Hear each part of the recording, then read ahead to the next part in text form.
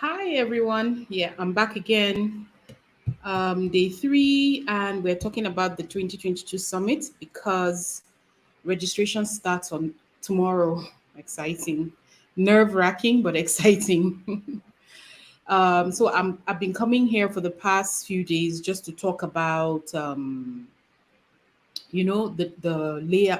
format of the summit this year, as well as details about what we'll be doing.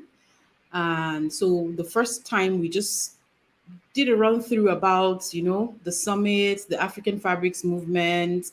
um, the second day we talked about the new format, and I mentioned that we would be hosting the summit this year on Axel Events, which is a virtual platform that allows you to mimic like a real in-person event. There's so many things, so many new things that are available to make it easy for the speakers, myself, and of course, everyone that will be attending. So it's a huge load off of my shoulders because they will take care of so many things that I used to by myself. And so I'm really excited because what that means for me is that I'll get to enjoy the summit this year without stress. I'll be a whole lot more relaxed because so many things would be handled by the platform. And what that means is that this summit would be a paying summit. There will be a ticket that allows you to enjoy every single thing that is happening as usual. And then you have access to it for 6 months after the summit ends. And so you can catch up on the project and perfect the skills and the techniques that the speakers will be talking about and be demonstrating. So that's really important. The platform also allows the speakers to also it's easier for them to come on and to relax. They can be there before the event, and as soon as it starts, they hop on. So there are really so many advantages to being on a platform where a host of back end activities and tasks are being handled, by the platform in question. And so that's kind of eliminates some of the glitches, that we've experienced in the past. Not that we've completely eliminated them, but I sincerely believe that it's going to be a whole lot better. So really excited about that. We put together a team as well. We're working together, the whole team, like both here in Nigeria. We have someone in Kenya as well. And everyone in the US, the whole team are working hard to make sure that the summit is beyond anything that we've ever offered. The only thing that will be constant is the content, the speakers, the things that they bring forth, and then the ambience of the summits. We just want that sense of community, that's creativity. We need it to flow. We need information. That remains the constant. And so that's what's so exciting about this summit. So thank you so much for coming. If you can hear me and you can see me, please drop a comment. Don't forget to give StreamYard permission to use your name, and you could maybe just sign off at the end of each comment, just so I can know who is online. I'll appreciate that. And if at any time you have a question, please pop it into just type it in. I'll get to it. If not immediately, I'll take a break maybe, and then I'll get back to your questions. So a quick recap. My name is Miriam Galadima Benson. I'm the face behind Quilt Africa Fabrics. And my journey of quilting started 2016 when I made a 9-patch quilt. And thereafter, I started the Quilt Africa Fabrics store, where I now send off fabrics in all their beauty and glory to quilters all around the world. And I also initiated the Quilt Africa Fabrics, the African Fabrics movement, which really stands on three strong legs. One is the challenges that we host. Initially, it used to be annual, just one challenge a year, but lately we've been having more. The second leg would be the block of the month, where we share African stories attached to the blocks that we make monthly. And at the end of the every year we have a quilt that tells an African story. And then the third, of course, is the summer summits that we've been hosting July, the third year running now. And so that's what the African fabrics movement is about. And the aim, the goal, the motivation, the push is just so that everyone can feel comfortable using African fabrics. And then the information that you need, is at your fingertips, because it's personal for me.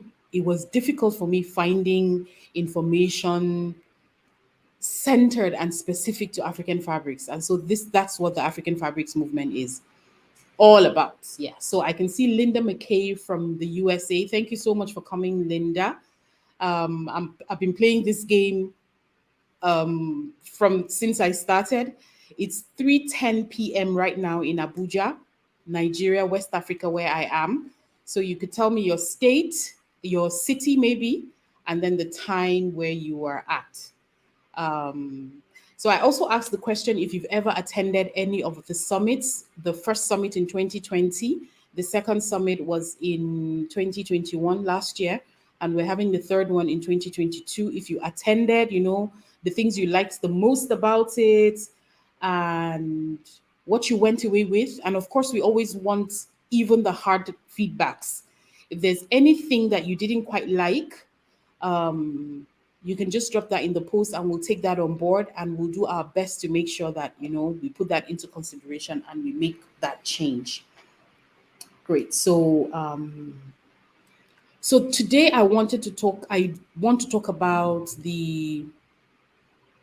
just the speaker lineup, and then to give you a better idea of what they'll be doing, what they'll be speaking on, what they'll be demonstrating, what workshops we'll be having, and then um, s- so you know what to expect. Yesterday I mentioned that this summit is all about getting your hands on. It's a hands-on summit. In the past we've laid the groundwork where we've had people who spoke about the culture, the process of making African fabrics, and all of that. So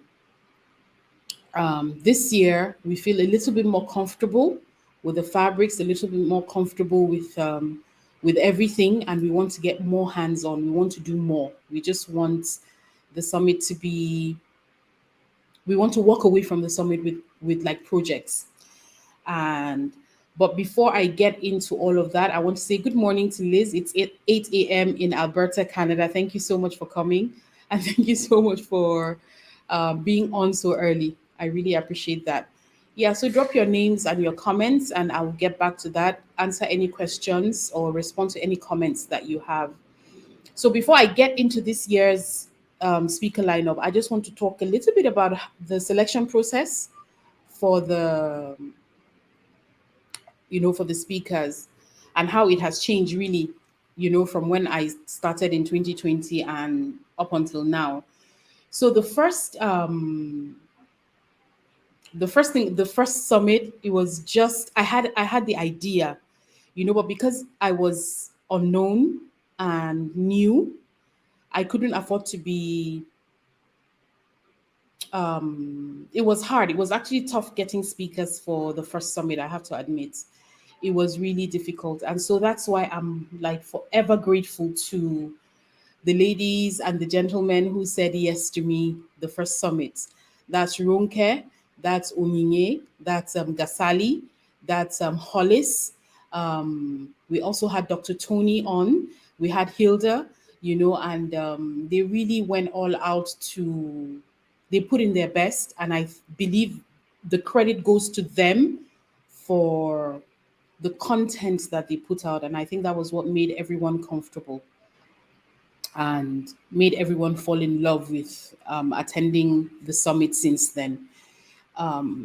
So essentially, what we look for are, number one, the first criteria is we're looking for speakers who handle African fabrics well. They handle African fabrics well. They are not, whether they are new to it, whether it's ethnic to them or not, but they handle African fabrics well. And that's where Hilda and Hollis came in. Hilda is Dutch. Hollis is American, as you know, but both have lived in Africa and fell in love with the fabrics, and they do the most amazing things with with the fabrics. So automatically they qualified to be on the speaker on the invitation list, I would say. And then we also had a few Africans who also worked with the fabric, who understood the fabric, and I felt they were doing amazing things with the fabric as well. That was Ronke and Onyinye. Onyinye was she was working with the traditional African Nigerian fabric adire from the southwest, the Yoruba people. She made adire, fantastic patterns in adire with some of the symbols, that are from time past. So she qualified as well. Gasali as well. Gasali is really famous in the US. He he is an expert indigo dyer, and he has a vast knowledge of the traditions and the symbols and the patterns that are indigenous to the Yoruba people. So we had those speakers. We had Dr. Tony. Dr. Tony has been so supportive of me right from the beginning, and she came on and she taught about her applique techniques, you know, and that was also very well received. So generally, that's the criteria. Number one, you are comfortable with African fabrics and you are kind of like at an advanced level of using African fabrics. And we can tell how much love you have using the fabrics because your works will definitely speak. That's one. The second thing is the availability, of course. Availability counts a lot, and willingness. I think I issued a whole lot of invitations the first time, and that happens every year. Some are willing, but their schedule doesn't permit it. Some are not. Some shut me down like right from the first. So one of such was Bisa. I extended an invitation to Bisa the first summit, but her schedule was just crazy, but she was so accommodating, you know, and she gave us a recently released like a documentary of her work. And so she allowed me to use her name because we corresponded quite a bit. That was so gracious of her. And I can't really thank her enough.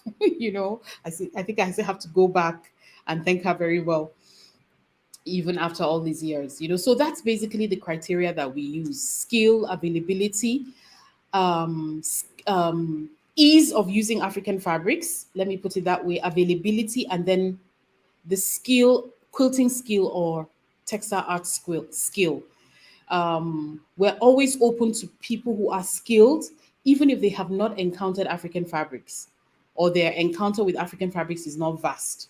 I'm always willing to send over fabrics and say, hey, look, we want your skill.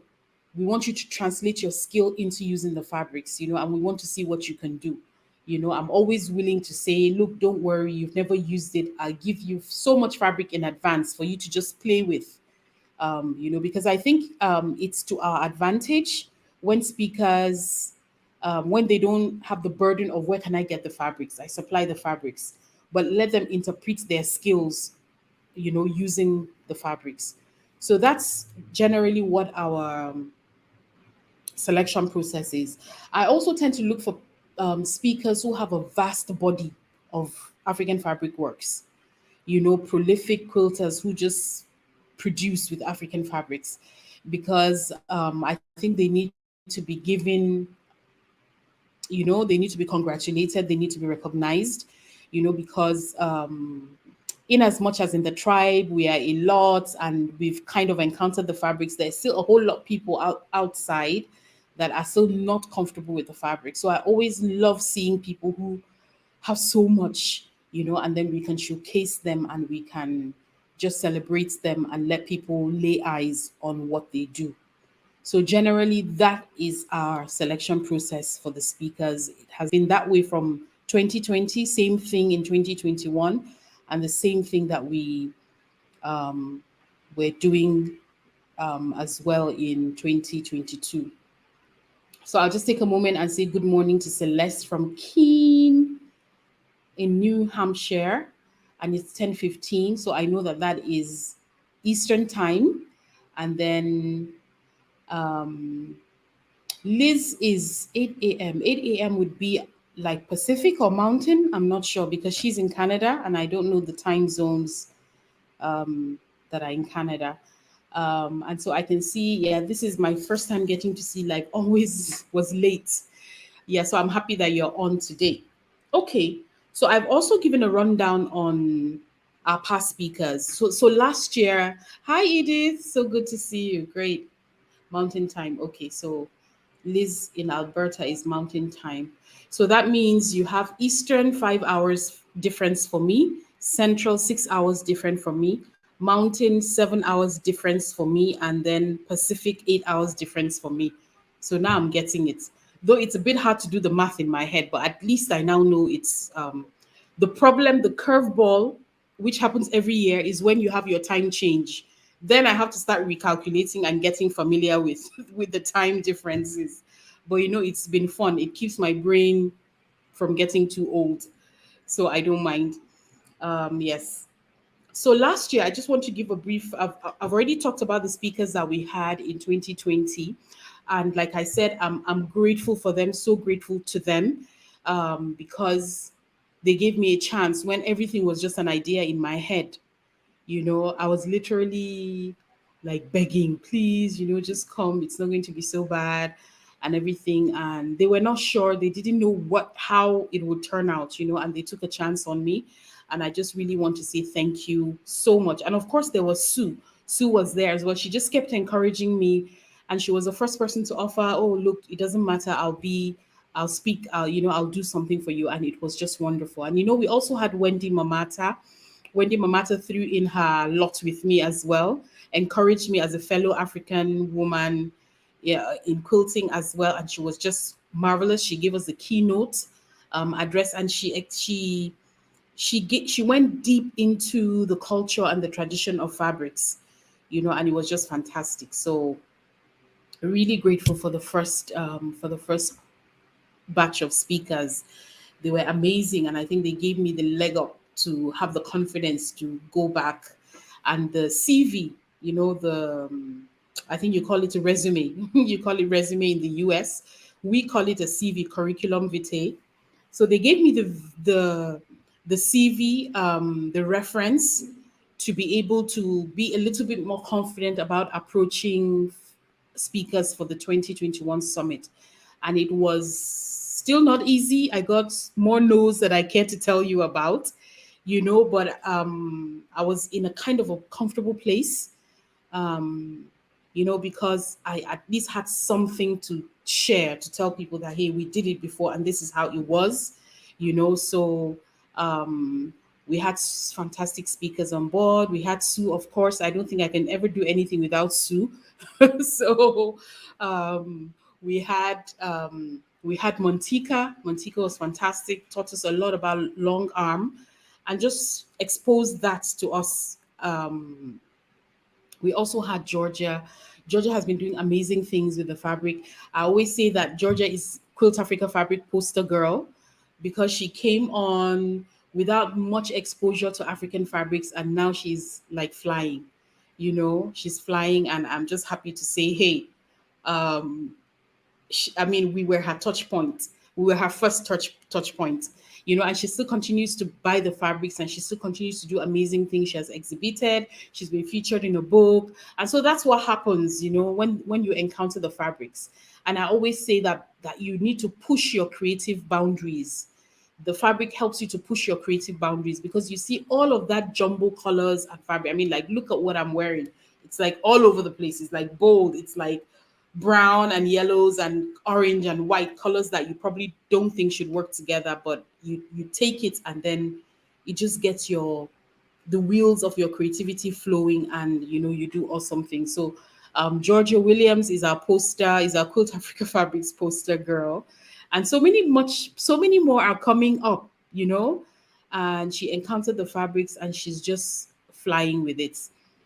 We had her on as a speaker. We also had Candice. Candice is amazing. Candice is like, she does everything. Candice quilts, she makes bags, she does this, she does that, and I was so happy to have her on because she gave a really fantastic demonstration of paper piecing. She made it so simple, and you're like, so why didn't I? Why haven't I been doing paper piecing before? She broke it down so well, and she made me believe that I could do it. So we had Candice. We also had Roberta.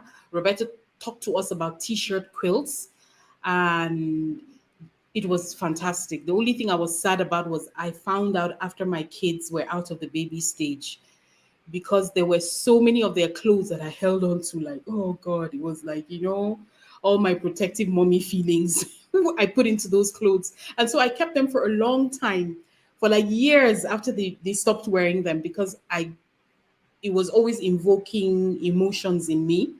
But just before the summit, I think I just said, "Hey, girl," and I packed them up and gave them out, and but it was something to think about. So now I've started collecting their favorite shirts, to make the t-shirt quilts with.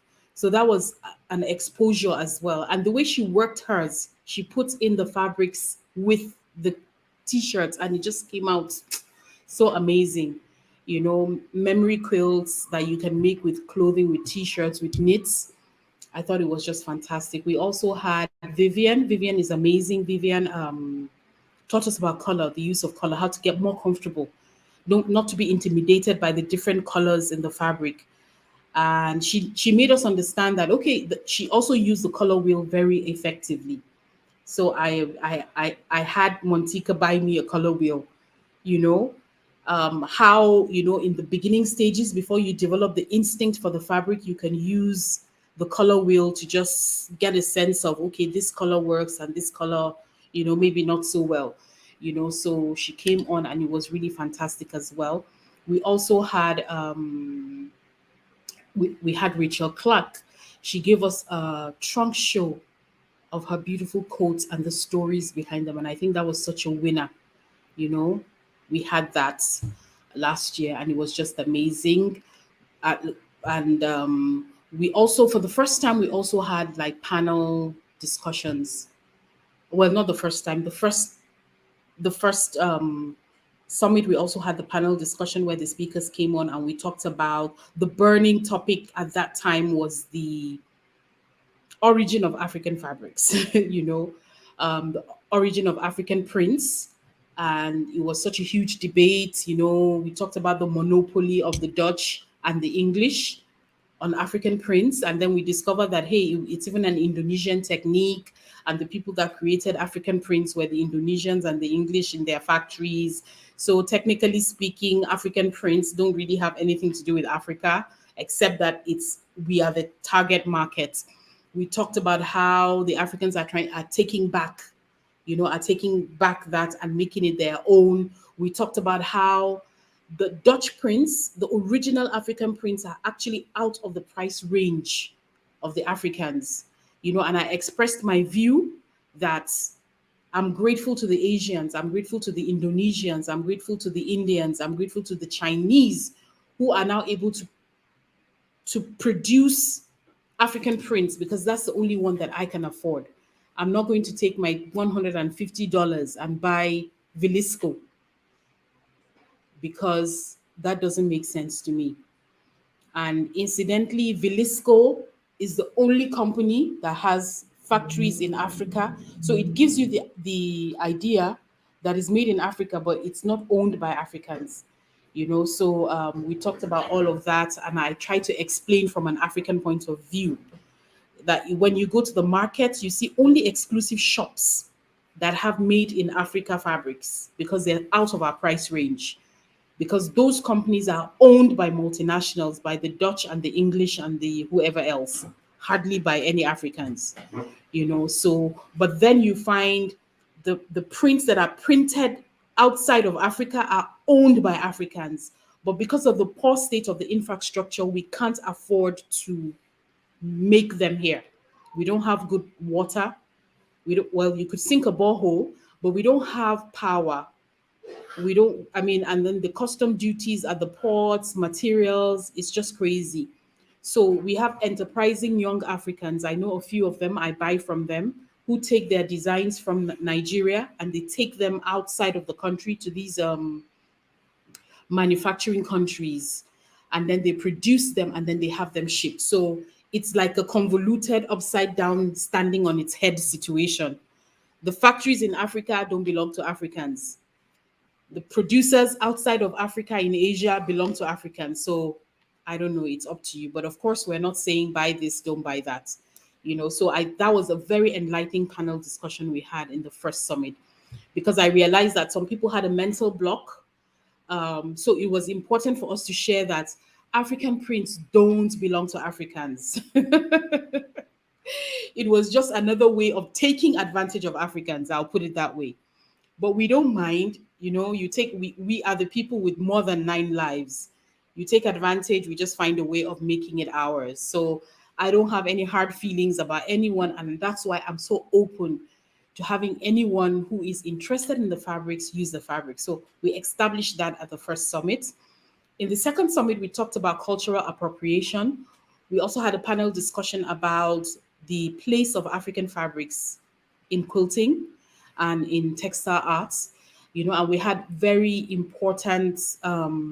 we came to some very important conclusions that I think is going to be the bedrock of everything that we do in Quilt Africa Fabrics. Number one is, and I tried not to say anything except to express my views as an African. Number one, which is really important, is that in Africa, we're very open to non-Africans using our stuff.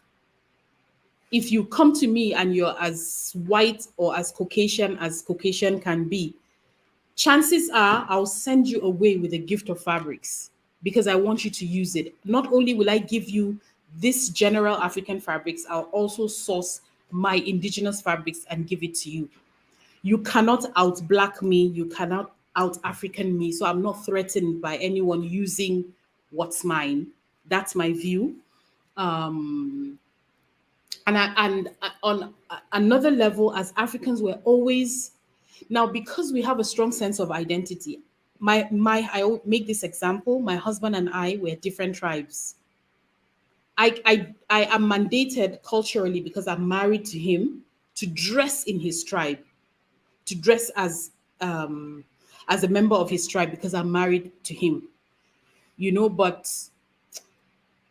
it doesn't bother me, or rather it bothers me on some level, because I have my tribe and I'm happy wearing what my tribe wears. So I'm not looking to appropriate his culture to make it mine. I already have mine. And that's how it is in all of Africa.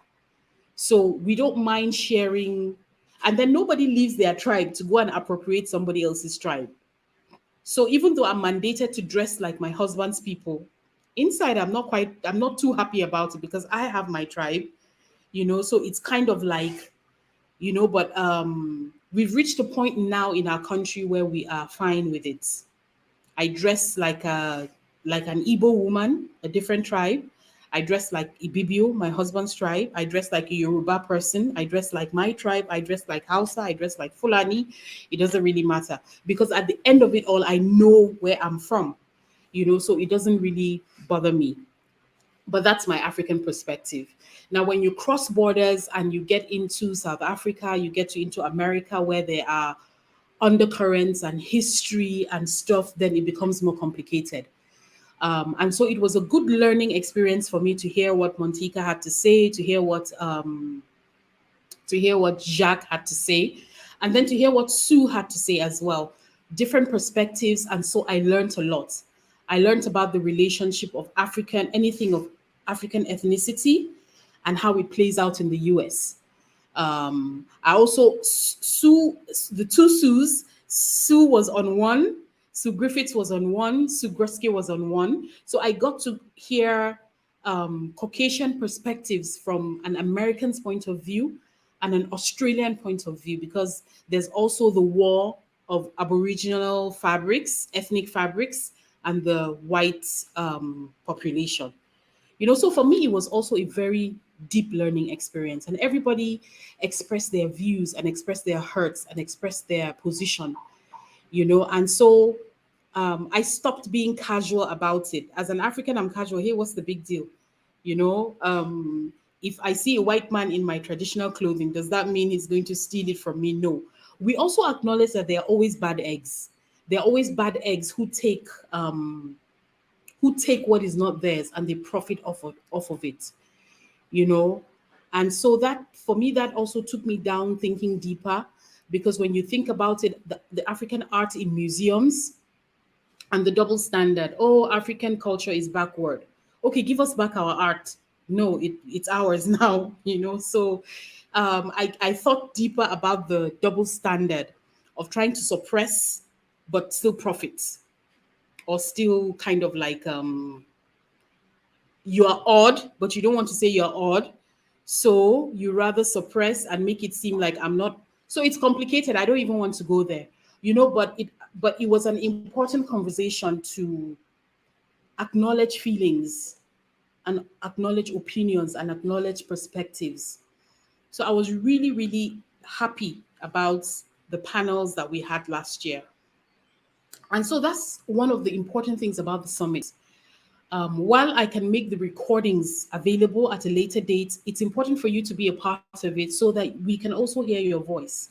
Certain comments and opinions were raised in the chats that we were also able to address. And so while we may have speakers in front of the camera, it's important for you to also be there so your voice and your views can be heard. Because I share the videos, you just have no idea how far it goes. I've shared the video recently and it's still available on the cultural appropriation. We also had Maya, um, you know, she lent her voice and she was very expressive, you know, about her feelings, you know, and all of that. So it's important for you to be there and lend us your voice and your opinions. And because some people express their fear of, oh my God, I'm not African, I don't have anything to do with Africa, but I just love the fabrics. But you know, sometimes I'm scared, you know, and it's only through conversation and knowledge and acknowledging, you know, acknowledging how we feel, that we make a progress. And even if progress is a step, an inch at a time, it's we're still better off than where we were before. So this year, all of the experiences we've had in the past summits, we're bringing it to bear on every side. You know, we're bringing it to bear on every side, and we are trusting that the summit continues to be the platform where the important things need to be discussed, where the truth gets to be said, but the truth gets to be said with and in love. And honestly, for me, even with the tribe, that is what I always strive to do. I'm not trying to shut you down, but I'm also saying we want progress from without acrimony. One of my biggest persons that I don't believe in incarnation, but if I had a chance, you know, somehow I'd get that chance in heaven. But if I had a chance to live a life with him around me, it would be Martin Luther King. To be so convinced about something and still be so sure that the way of violence is not the way to go. You know, that more can be done with dialogue and understanding and love rather than with fist and fighting. And I'm not a stranger to the resentment that builds up and looks for an outlet in violence, you know, but I always think that you win more with honey than you ever can with what is it? You win more with honey than with, well, you know, that phrase, that proverb. You know, I strongly believe in it. So I need us to keep having the conversation without the acrimony, with understanding, with love. And I've seen in the 5 years that of Quilt Africa Fabrics, how people who, despite their fear and their trepidation, have joined us, who are not blacks, joined us in the tribe, and the level of comfort that they now have being part of the tribe. And that's so important, you know, because the testimony that they would speak would go further about how they are accepted and encouraged and taught, would go further than if we fought them, you know. So that's where I'm coming from. And always I will say the tribe is about lovers of creativity, lovers of fabric, lovers of beauty, but we are not insulated from the complications and the complexities of life, but we're making our way through that without carrying on all of that baggage. And so when you see I don't respond to, or I don't encourage certain things, it's not because I don't have a heart for it. I do, but we are taking a road.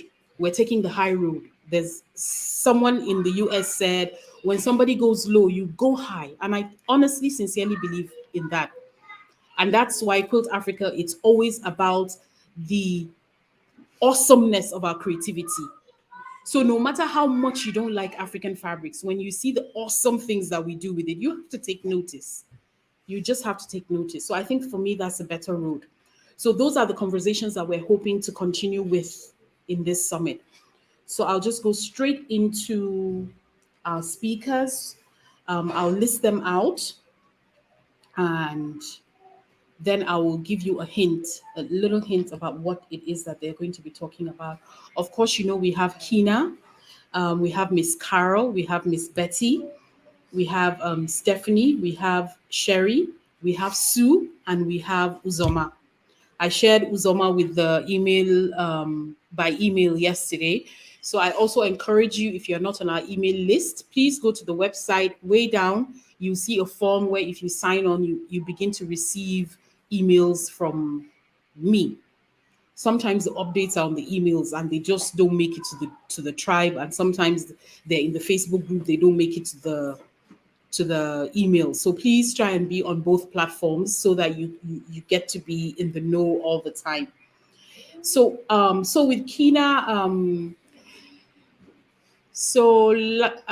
late last year into this year, Kina was buying an obscene amount of that was how she came up on my radar, an obscene amount of fabrics, if I may say so. And so, of course, I took notice. And so I did some investigation, and I came across her Instagram page, and I came across her website, and I saw that, oh my God, she was a maker. She was designing patterns. She was into art quilts, and she just had such an amazing energy. And so since last year, I've watched, and so it was just so easy to see that she has she ticks the boxes of our speaker criteria, what I try to look for, when someone is when we're contemplating speakers. And so it was a little bit nerve-wracking, but it wasn't hard to reach out to her and to see if she was interested, and to also lay out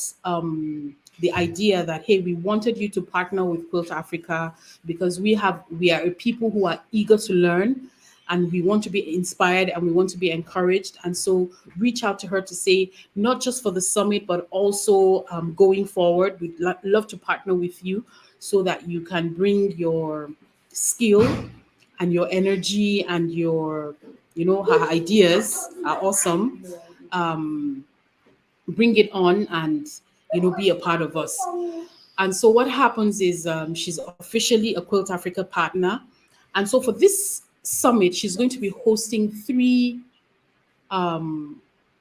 different workshops, actually three workshops and one speaking, where we get to discuss the theme of the summit.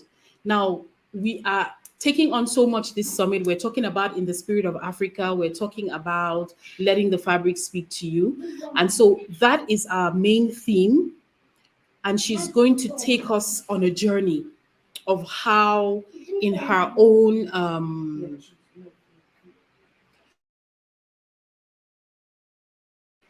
sorry about that. So how in her own creative process the fabric speaks to her, how she takes on a project, and just that journey of, this is my project, these are the fabrics, how do I begin to choose, what do I do, and then my fabric is finished. Does it become a workshop to teach more people? Does it become, exhibit it? Do I enter it into a show? What do I do with it? So she's taking us in her 4 sessions during the summit on her journey. And I like the diversity of her work. And so sometimes you're a new quilter, you're just not quite sure.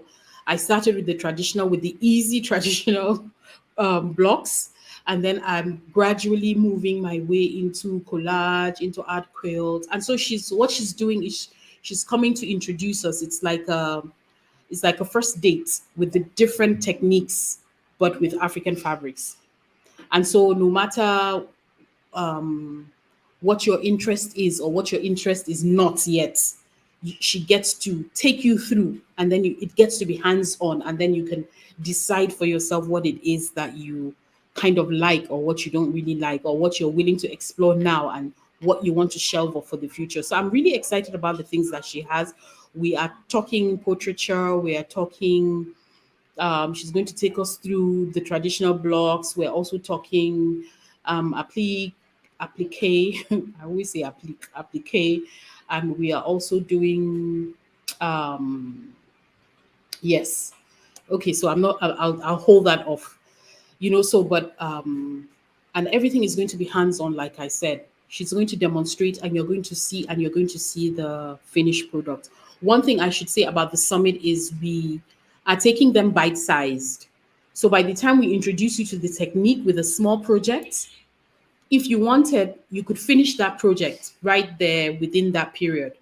Maybe you would have your borders and your stuff to do later on, but we would have you would have finished. You would have gotten the technique and you would have finished. That's something we give a lot of credit to Montika for, because she's so passionate. The workshop she gave last year, she was so passionate about the finish, and we saw the effect of this, the just the psychological effect of having a near finished work within a span of time, and then everybody goes away and they finish it and then they bring it back and they share in the group or share on any of our social media platforms and tag Quilt Africa, Miriam at underscore Quilt Africa Fabrics and all of that. So that's what Kina will be doing. Miss Carol, she's a queen of modern quilting, and that is something I've been so fascinated with. And so for me, I get to have a chance to see how she does it. And I'm just thinking how I'm going to make mine and hang it up in my home, and I don't have to go and buy it from somewhere else. So I'm really excited. Miss Carol is not a stranger on the quilt art scene or the quilting scene or the textile art scene. You've seen her works, and if you are not certain who she is, then this summit is for you. She's going to blow your mind. She has such a fantastic demeanor and such a I just love her. I told you yesterday that I have been stalking her for some time, So I'm so excited that we have her on, and she's going to take us through her techniques as well, and how at the end of the day we have something that is going to be amazing. Miss Betty was almost on at the last summit last year, but we couldn't finalize some things before the date, and I tried to cut off so that it's not too much. But this year she was one of the first people on the list, and she's going to introduce us to the traditional American quilting heritage of pine cones. Prior to her, I'd never heard of pine cones, and then after I saw it, I'm like, "What? It's a lot. It's a lot of work." But I think it's also a testament of the American heritage of quilting. Quilting is worldwide, but the Americans, I think, we give it to them when it comes to quilting. And so it became important to just pay homage to her work, seeing that it was one of the ways that, one of the things, the bedrock kind of quilting. And so she's coming on, she's giving us a trunk show. She's also going to be doing a small demonstration, but that will be in the speakers bundle. And so it's going to be amazing to just have an idea of how that's done. I honestly can't wait to see what it's like, and how she gets them in such perfect concentric circles, and how she chooses her fabrics, the strong African fabrics. I want to see how it all comes together. So that's something I'm also looking forward to. And then, of course, we have Stephanie Jacobson. We partnered last year on her free block of the month, which is completely half square triangles. And it was just amazing, the feedback, the things that people were able to create. And it was just amazing to see how each um each person's quilt was different from the next. And it just comes up so beautifully with African fabrics. They just look like jewels. Hers had a white background, and the fabrics just looked like they were glittering, you know. And so we had to have her on. She's going to be teaching a technique. She's going to be also kind of like talking about, you know, just how to build confidence when you're working with it, working with the fabrics and all of that. And then she's also going to give us a brand new pattern strictly for our tribe, strictly for African fabrics in the speaker bundle as well. So that is so amazing. I'm so excited about that. And then, of course, we have Cherie Shine. My goodness, her work is so individual, but it also speaks to us all. Every time I'm on her page and I see the postures of the women and the activities that is going around, I just love it. It just tells a story. It's a painting. It's like what you would get. It's an illustration with fabrics. I think that's the best way I can put it. She's an illustrator, but with fabrics. She just takes like scenes and she just does something with it, and it just comes so amazing. And then the details, she's not only talking about the figures, there are also things that are going on around them, and I love that, and I can't wait to see and hear how she goes about doing that. And I see that in the past few months she has been working with the sorority groups, and she's been making some amazing things with them. And it's going to be just be interesting to hear her thought process, how she comes up with the idea, and how she births it, and then how she creates it. That is going to be amazing as well. We're going to have Sue. Sue, I don't believe in magic, but if I did, I would call Sue uh, an African fabrics magician. I don't know how she does it. She puts together some fabrics and she changes them around, and they get a different look. And she's so quick with it. And over the time, I know prior to meeting her, she had a few African fabric pieces. But within the time, within the past 6 years, her understanding of African fabrics has totally like just it blows me away, And so the piece, what she's going to teach us this year, also reflects that. She's also giving us a hands-on workshop. So if you want to understand about color and about values, you need to be at her session, and you need to be as hands-on as possible, because she just gives you the tips, and then she is technically sound as well when it comes to quilting. She does the most amazing things. If we're talking about the things that scares people, the curves, the this and the that, the points, all of that, she has that. She knows that. And so I told her that for the thing she's teaching us, I can't wait to hear her tips on how to get my points just right. I'm still not at that point where I get my points meeting perfectly. Even with my squares, my 9 patches, it's still a bit difficult sometimes to get my points to meet. So I look forward to that. And then, if you read your emails from me yesterday, you know that Uzoma, a Nigerian fabric artist, collage person, portrait person, just think of the Nigerian version of Bisa Butler, is going to be at the male Nigerian version of Bisa Butler is going to be on the summit this year. Currently, he's actually exhibiting here in Nigeria, in Lagos, and his works are amazing. If you check out his Instagram page, I'm going to share that to the tribe soon. If you check out his Instagram page, you're going to see the works that he has made, and he gives an idea of what goes on in his head, and he's just having fun with the fabrics. And you know what I love about him is he's interpreting the fabrics the African way. He's interpreting the fabrics in an African way. He's technical, but he doesn't come across as technical. So it seems like his relationship with the fabric is inborn, is inherent.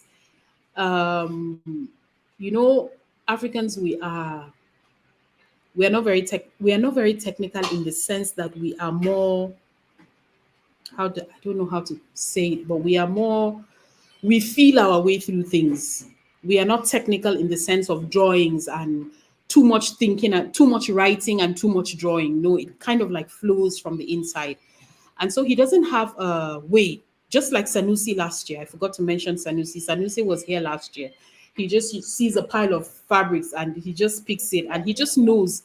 They both know instinctively that this should go here and this wouldn't work there. So I'm also willing. And then he has his stories. He has the stories of the fabric. His mother was a seamstress, so he started playing with her pieces, her scraps, so he's going to just teach you the African way, the African technique of collage, and his relationship with the fabric, which is also very important, which is something that I think for every African, that kind of transcends what you do. Your relationship with the fabric, your understanding of the fabric is always at the forefront, so we have an eighth speaker. I don't want to mention her name yet. She's a she. I can tell you that. She's also amazing, but there are a few details we haven't worked out yet, and so we are. I'll wait for us to do that before she comes on. But when she does, and I introduce her, I assure you, you're going to be like phew, blown away by um, by who she is and by what she does. So this is, in summary, our speakers and the things that they will be bringing to the table. And I also want to say that what we require of our speakers is to be open to everyone watching, to share with us their process, to answer those questions. I always have questions in my head when I'm working. I wonder, is it this way? Is it that way? And so we want them to be transparent and open about their internal conversations as well. The kind of things that go on in their heads when they're producing, so that we can learn and so that we can see similarities. If there are no similarities, we say, hey, okay, so this is a different way of doing that. you know it's important also for us, for each of the speakers, to tell us the impact of their crafts on their mental health. I touched on that a few days ago, I think yesterday or the day before. How does what does quilting do for you? What does your art do for you? How do you feel when you're creating? Does it add stress well, I mean, I don't think it adds stress to anyone, but I guess we can get to a point where it becomes more stressful than enjoyable. But we also want to hear how quilting and all of that, how they feel about it. So yeah, so that's our lineup for this year. This is not all. Like I said yesterday, we're spotlighting people in the tribe. We're spotlighting other people who are doing amazing things. So there's going to be little pockets of other stuff, but this is the meat of the summit. And then you're going to get lots of delicious things to also. We're calling it just a buffet of offerings. So there's a whole lot going on in this summit.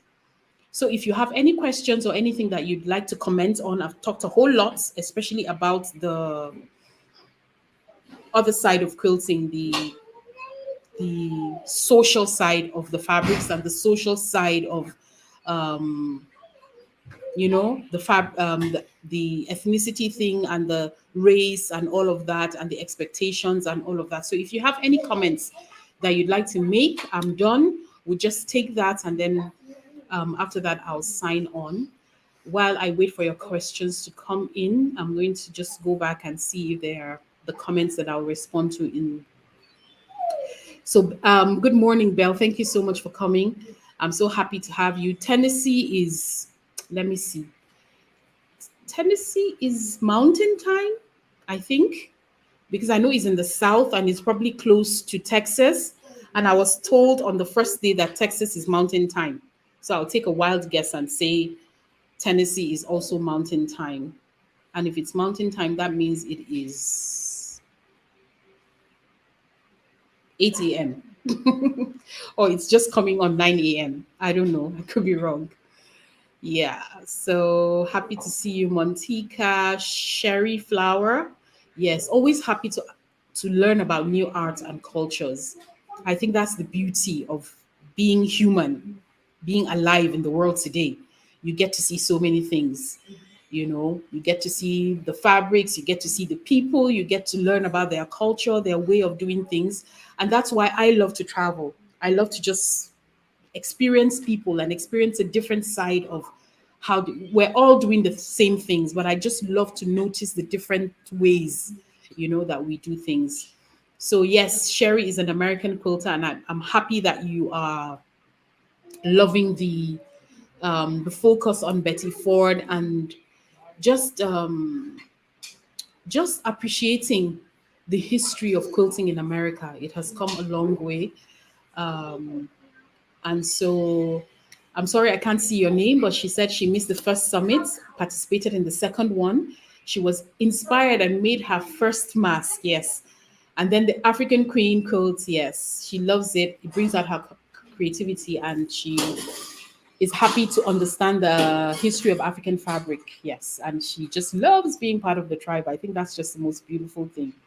So thank you so much for being a part of us. And I'm just happy that everything that happens and everything that everyone shares, it has an impact not just on me, but on everyone. And I'm so grateful for that. Yes. Thank you so much, Monsika. Good talk about the upcoming summit. Oh gosh, Tennessee is Central Time. I failed. Okay. Yeah, okay. So that's interesting. So it's central, not to the Pacific side, just central. Okay. All right. So I missed it by an hour. Okay, everyone. So that is it about our speakers. We are very passionate about our speakers, and soon we're going to have all our speakers on. Hopefully, their schedule will permit it, and we will do something amazing, just to just to just to thank them for partnering, for showing confidence when there was nothing to be confident about. Sorry about that. My power just went off. Yeah. So yes, thank you. I enjoyed the review and update, and I'm looking forward to the summit and the conference. I am in CTE Cincinnati. Please don't tell me I'm wrong. CT is in Cincinnati. I do so much shipping to the US. I am telling myself that I'm almost American, all the way in Africa. So I think CT is Cincinnati. I hope I didn't get that. Oh, it could be Connecticut though. Connecticut. Okay. So I'll take that. I'll take that as a win. So it was either Cincinnati or Connecticut. So I got it. I think one miss is enough for me in a day. So thank you guys so much. Tomorrow we start our early registration. That is so exciting.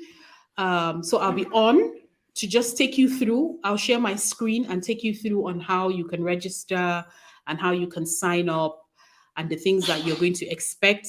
Like I said, it's important to keep it simple so no one is overwhelmed, and no one is overwhelmed, and everybody can just get going and all of that. Hi, Cassandra. Thank you so much. Yeah, Connecticut. So I got that. Thank you so much for coming. So look forward to me. Tomorrow I'll be a little bit later because of church, and you know how Sundays can be, church, the kids and lunch and all of that. So tomorrow would be a little later, but I will send like advance notice so that you can get that time, and I hope that it would be a good time for you. Um, I hope it will be a good time for you. Yeah, so it wouldn't work for mornings anyway. We're all going to church. So if it's 3 p.m. my time, I'm not quite free, and that would be too early for you. That's like service time. So we'll probably shift it to the evening around, let's say, our usual 4 p.m. to 5 p.m. time. But I'll send an advance notice, and I look forward to seeing you so we can see how we all get on to get the conference and the summit started. So thank you guys so much. Thank you so much for coming. I appreciate that, and I look forward to seeing you tomorrow. And don't forget, if there are any questions, feel free to shoot me an email or drop a comment tomorrow in the comment box. Thank you so much. Bye bye. Good night.